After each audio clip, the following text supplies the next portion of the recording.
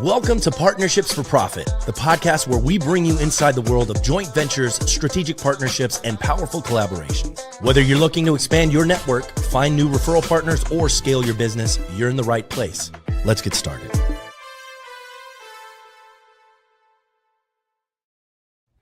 Welcome back to Partnership for Profit. Happy Wednesday, everybody. We've got a really cool guest here today. I've got Stuart Foster with us today.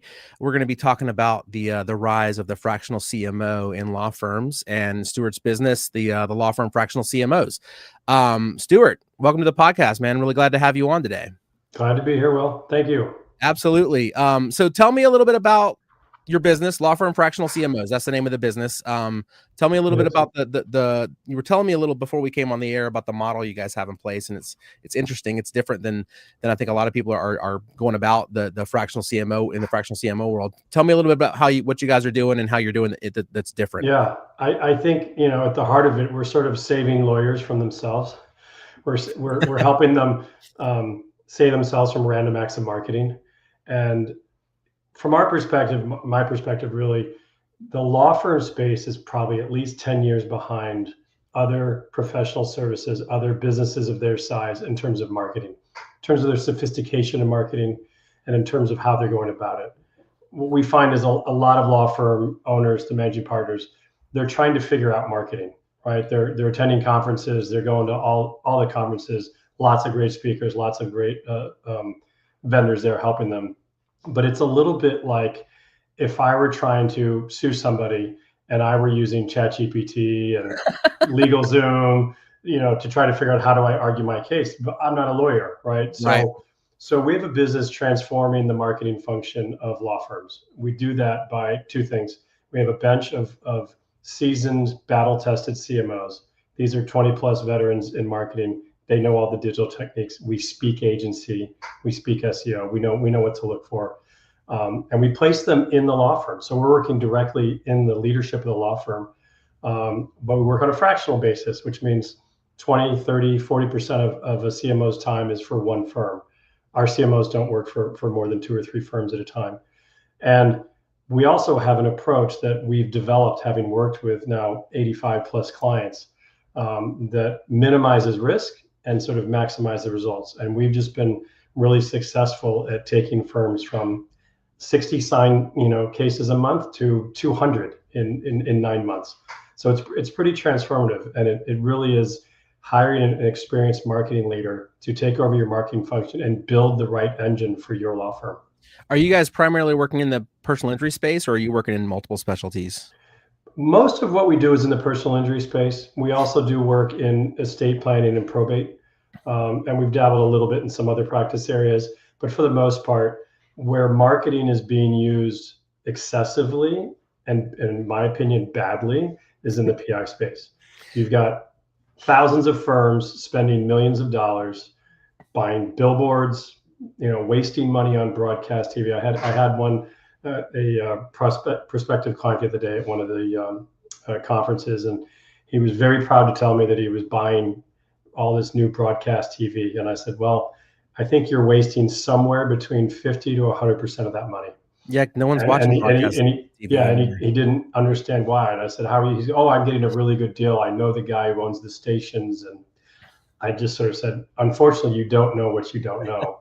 And let me help you. Let me help you actually build an engine that's going to grow signed cases for your firm.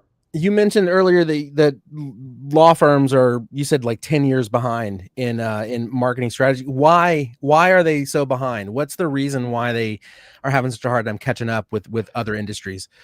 Well, I think for particularly PI, law firms are really the only 10, 20, $30 million businesses I know that don't have a full leadership team.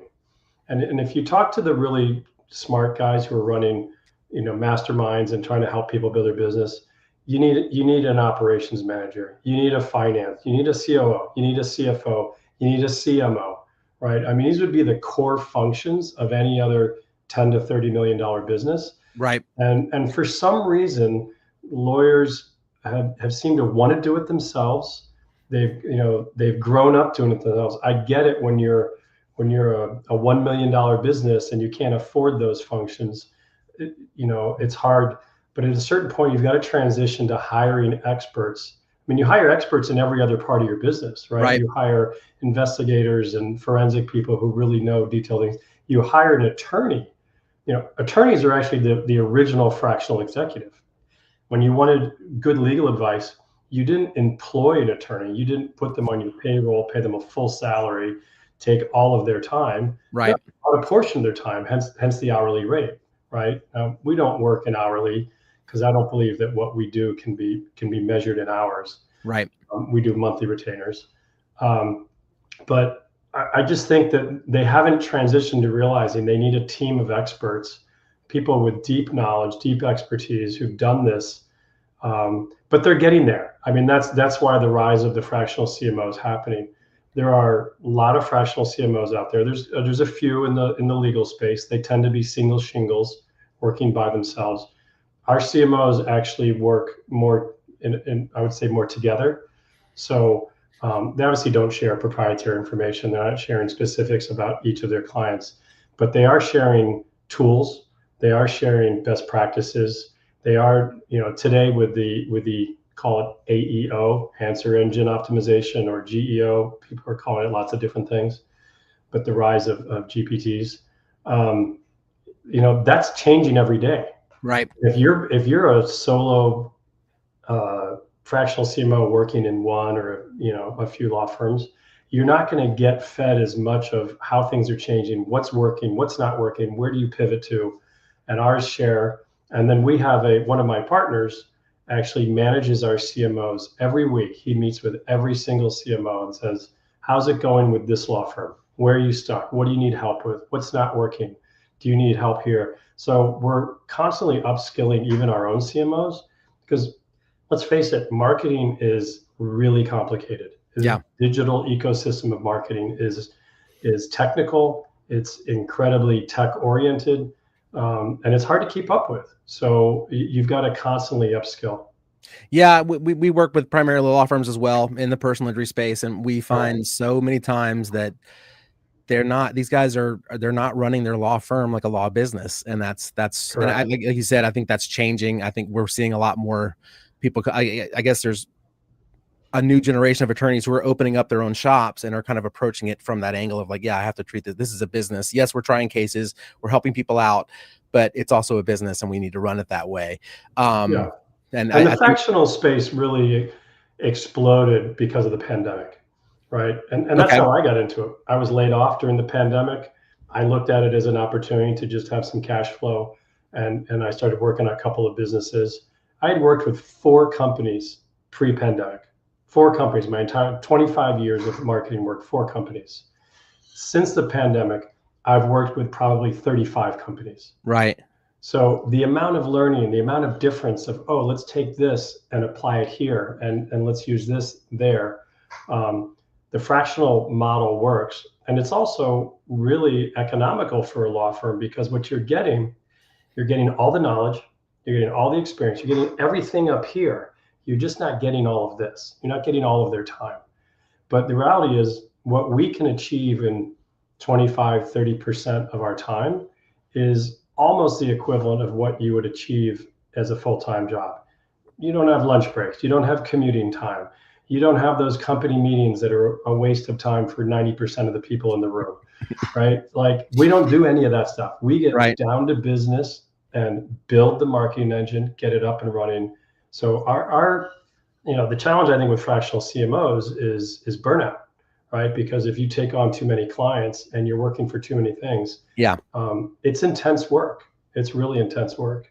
And it's not sustainable to give that kind of focus to that many people. That's why we limit it, right? So when we hire new CMOs, we're constantly bringing on new CMOs. We vet them, we interview them deeply, we train them on our process, because we found that our process really works. So it's not just any CMO, they've got to really work this roadmap. But we limit them really to 2 clients, 2 clients at 25, 30% of the time. If they're really successful at those 2, we'll give them a 3rd client, but we don't let them have. I met a fractional CMO the other day at another conference. He proudly told me he's working with 20 law firms by himself. I said, how do you add any value? How do you spending any? So you're spending an hour maybe 2 hours a week A per week. client. Yeah. Yeah. Like, what are you actually getting done? I So can't we don't, imagine they're getting a lot done with that kind of time. Yeah. yeah, That's a lot of clients for one person. Goodness yeah, gracious. Yeah, that kind of goes back to what you're saying about the law firms not having a team in place. If you're going to be a fractional CMO agency, then yeah, you have to have a team in place, a leadership team right. in place to make that run correctly. Um, I want to ask you about something on the marketing side of things. We work we do a lot of video production. We work in the digital marketing side of things, Yeah, and something that we hear a lot from attorneys is that they want results super fast. yeah, And a lot of, at least in my opinion, a lot of marketing there's a long game aspect to it. It's not something that's going to happen overnight. Is that something that you guys are building in? And what are your thoughts on that? And how can we in the legal marketing space help attorneys overcome that expectation of yeah. that quick I turnaround? think the conversation with lawyers in that regard really is around SEO. Okay. And I'll include even AEO or GEO, whatever you want to call it, in that bucket. Mhm. But search-based content, right? Um, that is a longer game, right? And any good SEO firm will tell you, that's going to take time to develop the results. The problem has been, in my opinion, the over reliance on law firms that their entire marketing function is only SEO with a little bit of LSAs and PPC, right? But it's that ecosystem, and they're not looking at the entire picture. So there are things you can do more short term. There are referral strategies that work in the short term to get some of that up. There are paid, PPC can get you up there. The question is, what's the right balance of all of these Right. things? So I think what a good CMO does is looks at the entire marketing engine and says, okay, we got to build this plane while we're flying it, right? And our process is about a 9-month process. From We start with a deep assessment and audit. We look at everything you're doing, what's working, what's not working, where are you today, where do you want to be tomorrow. Then we start building the engine, we start implementing. But while we're doing that, we are looking for quick wins. And there are some simple things that it can be simple things in your Google business profile that you're missing. One of the most common simple ones. It's like, don't put your hours as 9 to 5, right? Google's not, someone searches at 8 p.m. and you're diminishing your chances. Car Some wrecks little, happen. Car wrecks happen all the time. right. I had a prospective client who said, I don't have, after hours call center help. And so his profile says he's closed on weekends. I'm like, you're missing, like, people are going to reach out to you on the weekends. So, um, so the over reliance on SEO, right? You've got to really look at the whole ecosystem. There are short-term things you can do in your intake. We evaluate the whole intake process because there's an amazing amount of leaky funnels. They're getting leads, they're not signing cases. We measure our success with one metric, only one metric: signed cases per month. That's what we promise, and that's what we deliver. Right? We build an engine to get you from A to B in terms of signed cases per month. And so sometimes we had one client, their contract, their retainer agreement for clients for signed cases was 15 pages long. Guess what their conversion rate was? It's pretty low, I'm Right? sure. Yeah. So we consolidated. Well, we're not lawyers. We said, give us a one-page contract. Get it up there. You can receive what am I risking? What am I signing over? Okay, got these 5 points. Great, I'll sign. And their conversion rate, immediately went up into the 80s. So it's there are little things you can do along the way. We're always looking for those quick wins, but those quick wins aren't going to get you for your long-term growth. But they are gonna solve. We're not free. We charge a monthly retainer. We're not the cheapest. We're probably one of the more expensive. Why? Because we deliver. Right. But at the same time, I we don't believe in long-term contracts. Every one of our contracts has a 30-day out. If we're not driving success, you should stop working with us. I tell that to everybody because I believe it. No one's ever done it, and because we stand behind our work. But Right. you gotta build the plane while you're flying it, and it takes a special talent and it takes a special experience to know how to do that. And you guys have clearly got that in place for sure. What are your thoughts, Stuart, on social media for attorneys and how that's being utilized? Yeah, I think it's an area where they're not looking at it the right way. They're looking at it in an old-fashioned way. They're posting content on LinkedIn. They're posting content, organic content. They might be boosting it. It's not driving leads. I like social media in really two areas for law firms. One is in the retargeting space. Facebook, particularly, even Instagram, is a really good retargeting space. You've got to reach people 11 times across 4 platforms to for them to remember you and probably to call you. So to go from not knowing and not caring you exist to calling you and sign that retainer, you've got to retarget them on multiple platforms. So we like retargeting on real connected TV, not just over the top box or buying broadcast, but how do you retarget individual households on television? We can do that. How do you retarget individual people on their social media feed? So I like it in the retargeting space. We found it really effective. I also like it in the referral space, right? So, and that's probably where LinkedIn comes in. Yeah, I was going to say that LinkedIn's got to be for the referral side, because it's for a personal injury lawyer. I mean, sure, you get a lead from LinkedIn, but the majority of them are going to come from those. And I'm shocked. I'm actually no longer shocked. It tends to be more sort of like, here we go again. I pull up a prospective law firm's LinkedIn page. It's incomplete. They haven't posted in 2 years. I pull up the 4 names that are on the wall, Smith, and Smith, or whatever. Yeah. And none of them have profiles, or one of them does. And he or she is posting kind of just all this random stuff. The other 2 are not. And so I'm like, how are you guys, LinkedIn is the business community. Yeah. I know it's technically a social platform. To me, it's really a business platform. Some people use it incorrectly. They're posting pictures about their vacations and stuff. And no, you're building credibility here. But law firms forget that beyond, obvious referrals, current clients, past clients, other law firms, right? They're used to that. The old-fashioned Excel spreadsheet. I'll pay you 25% of, everything you send to me.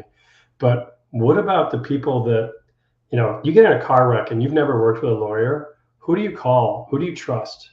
You might have a banker. You might have a financial planner, your guy who just handles your 401k, and you say, Yep. God, you're in the financial space. Do you know any good lawyers? So those other professional services, real estate agents are good referrers. And then sometimes it's just being known in the community, right? And so to other businesses. So in the referral space, I think social media is a great tool, and the first really is in the retargeting, but less in the organic, just let's start putting stuff on Facebook. Yeah, we've really hit on something that's been working well for attorneys is the podcast model. As far as on the referral side of things, is having a podcast to build out your referral network. You have the people that you need to have in your referral network, be a guest on your podcast, give them a platform, and the relationship starts straight from there. And you can kind of build it out, and you've got content that you're able to generate from it as well, and brand building. So I'm right on that same page with you as far as that goes. I mean, that's our business. We work on the social media side. Exactly. And we need, the other thing about fractional CMOs, we need resources.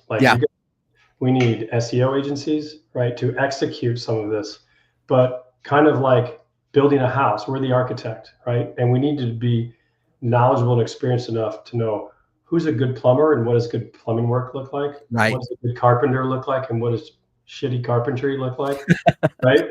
Yeah. Because I get a lot of firms that go, oh, I've been using insert digital agency here. I'm firing them and I'm hiring insert well-known digital agency here, or vice versa. And I always tell them, the issue isn't the agency.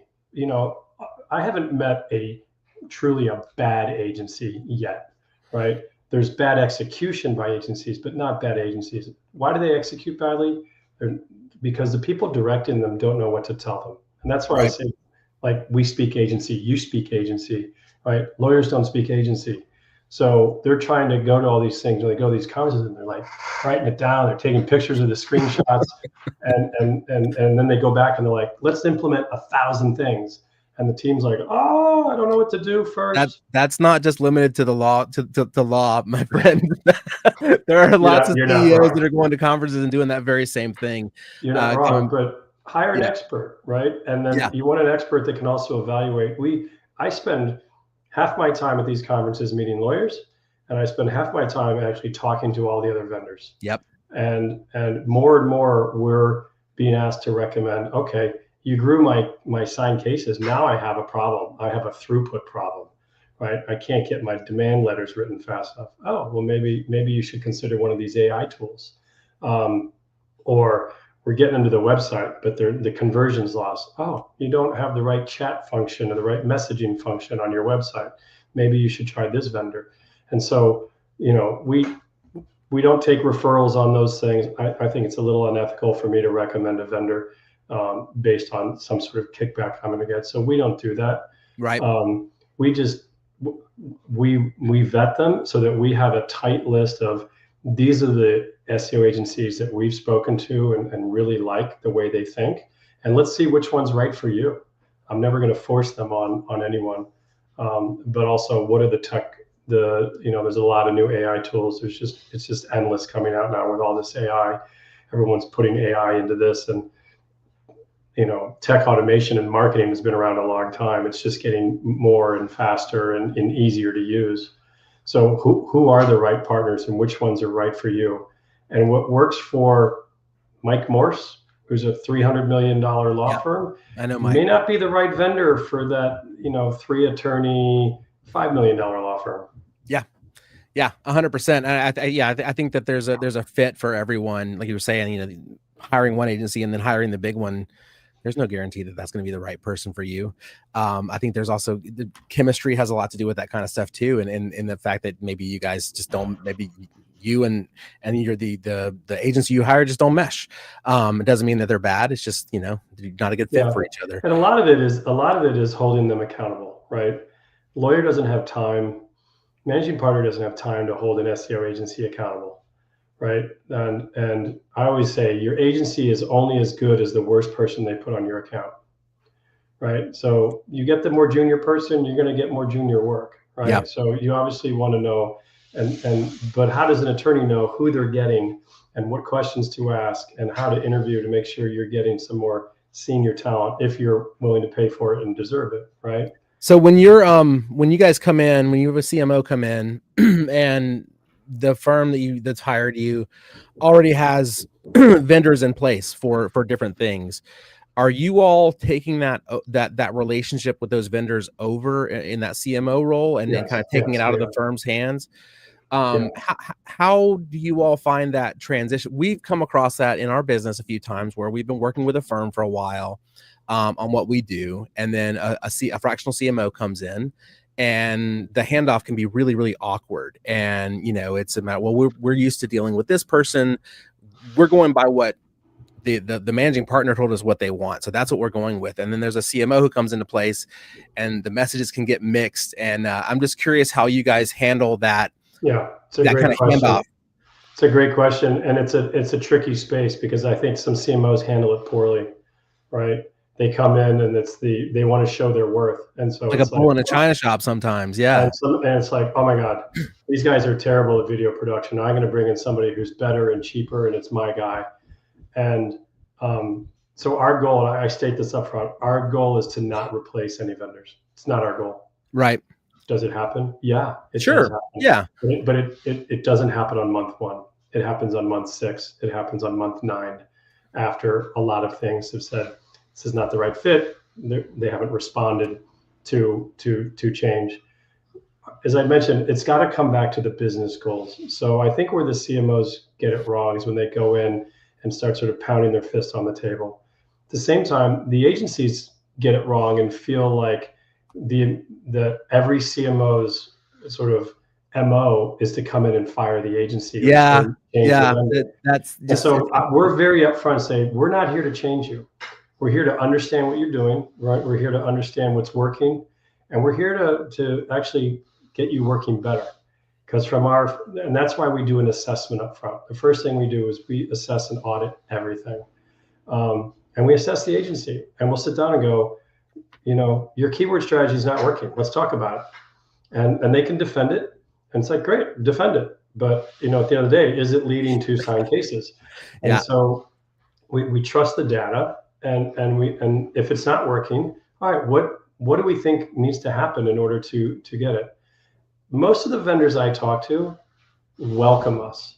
They're actually frustrated that there might be on the firing seat by the managing partner. The managing partner actually doesn't really understand SEO, doesn't understand what it takes to be, accredited in an AEO summary, right? And how you rank in those summaries. And they're just like, you're just not doing my work. And then I have agencies where they're driving website traffic. It's not turning into cases. Why? It's the wrong traffic, right? And so traffic's not a goal. Traffic is a measurement, is just one of the, it should be a sort of leading KPI that you're getting people down the customer journey, but it needs to be the right people. Right. And so who are the right people? What kind of cases did you want? And what's the profile of those people? Are we actually getting the right cases? So I think more and more, the really good SEO agencies know this. They know how to feed that data back to Google, right? And so they jump right on it and they show how they're doing this, and they become great partners. Love it, man. I really like what you guys have got in place. I think it's very, very cool the way you guys are doing this. It is different than you mentioned in the kind of the solo guys who are doing fractional CMO work. That's mostly what I've seen in this space. I have not heard anybody. And that was the origins of fractional CMO. Yeah. I think, some of them are great. Some of them maybe not. I don't know. Well, I think it goes back to what you were saying as far as how much you're taking on. If you've got the right amount of clients that's good for you and you're not overextended, then you can do a good job. But if you've got 30 clients as a solo fractional CMO, then you cannot be giving every client. So share time is a really important question to ask. Also, experience outside law. I know this seems anathema to the discussion here, but if your fractional CMO doesn't have experience in other professional services businesses where they've demonstrated success, other more sophisticated marketing engines, then what are they bringing to you? Yeah. They might be bringing just another old kind more of the same. Yeah, where law firms have been. And I still think law firms are 10 years, 20 years behind the times when it comes to the sophistication of marketing. They're catching up quickly, but we don't recruit our CMOs actually from inside law firms. We want them to have law firm experience, but generally it's not their primary experience. Right. It's other professional services. That diversity of experience is what allows them to come into a law firm and really understand it more objectively than, this is the way all law firms should be operating marketing, and therefore my new client, I'm just going to adapt it to this model. That's not how we approach it. We approach it as, what's your business goals? Where do you want to get from and to, and how do we get you there? And what are other relevant strategies that have worked in other businesses, including law firms, but more the successful ones? It's a great approach, man. I really like it. I love the idea of having a team of fractional CMOs that are working together. It's very, very cool. I was telling you before, we do have a lot of law firm owners who are our audience, who I'm sure could use the help that you guys provide. Let people that are watching and listening out there know how they can find you, how they can get in touch with the company. Yeah, so it's Stuart Foster with Lawfirm Fractional CMO. The website is lawfirm-cmo.com. So lawfirm-cmo.com. I'm on LinkedIn. You can connect with me there. There's a form on the website, fill out, or call me, 917-348-1231. Give me a call. I'd be happy to see how we can help anyone. And you're not buying local television ads for your business right now, I'm guessing. No. Right on. Stuart, man, I've really enjoyed this conversation and getting to meet you and talk about the strategies you guys are putting into place. I really think it's very cool. And I'm excited to see, what you guys have coming up next. Folks out there that are watching the live stream right now, we appreciate you guys tuning in as well. If you're watching the recorded version on YouTube or listening on Apple or Spotify or wherever you get your podcasts, we also appreciate you guys. We very much love to get those likes and those thumbs and those stars and sharing the page and subscribing. All those things really help us to get the message out to more people that we're trying to spread, and help people like Stuart get his message out to more people as well. So please share the show, subscribe to the show, and I'm going to be back here. I got 2 more podcasts today. I'll be back here in about 20 minutes with another guest, and another one right after that. So you'll be seeing a lot of me today on the feeds. But Stuart, thank you again for coming in and speaking with me today. I want to talk to you. Great. I want to talk to you off the air a little bit about what else you guys have got going on, and I want to have you back on the podcast. I got some people I want to introduce you to as well that you need to meet. So we will be back in about 20 minutes with another Partnership for Profit. So until then, everybody have a great day, and we'll see you right back here very, very soon. Take care, everybody. Thanks for joining us on this episode of Partnerships for Profit. We hope you've gained valuable insights on how to form profitable partnerships and take your business to the next level. Be sure to subscribe and leave us a review wherever you listen to podcasts so you never miss an episode. Got a partnership story to share or someone you'd like to see featured on the show? Reach out to us. Until next time, keep building those partnerships for profit.